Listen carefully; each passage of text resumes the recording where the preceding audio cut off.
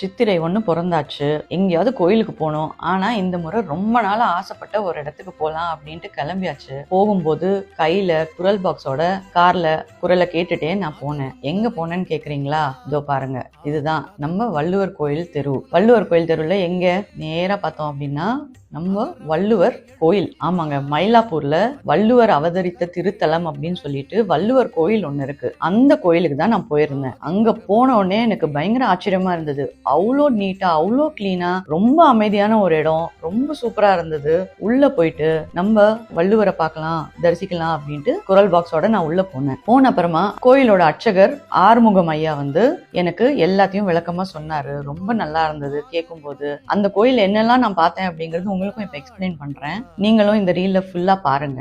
முதல்ல போன உடனே அங்க வள்ளுவர் மூலஸ்தானத்துல இருந்தாரு. அதை தாண்டி அப்படியே அவரை தரிசிச்சுட்டு வரும்போது அங்க வாசுகி அம்மா இருந்தாங்க.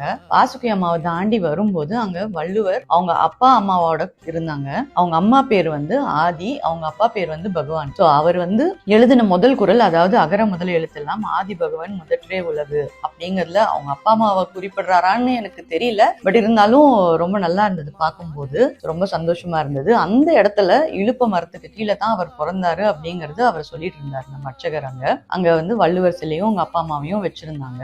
அங்க வள்ளுவர் குழந்தையா அவங்க அம்மா கையில வச்சிருக்கிறத பார்த்தேன்னா, ஸோ அதை தாண்டி நான் போகும்போது அங்க ஒரு பெரிய கிணறு இருந்தது. அந்த கிணறு என்ன அப்படின்னு கேட்கும்போது அவர் சொல்லிட்டு இருந்தாரு, நம்ம வாசுகி அம்மா அங்கதான் தண்ணி இறைச்சிட்டு இருந்தாங்க. அப்போ வள்ளுவர் ஐயா கூப்பிடும்போது அதை அப்படியே விட்டுட்டு வந்தப்போ அப்படியே நின்றுட்டு இருந்தது. அந்த கிணறு நம்ம நிறைய பேர் கேள்விப்பட்டிருப்போம். நான் அதை அப்பதான் நேர்ல பார்த்தேன். கிட்டத்தட்ட ஒரு 2000 வருஷம் பழமையான கிணறு. பார்க்கும்போது ரொம்ப பிரமிப்பா இருந்தது எனக்கு.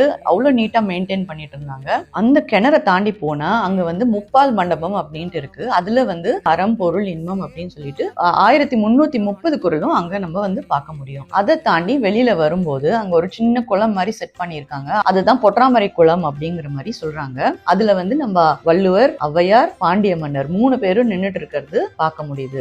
ரொம்ப சிறப்பா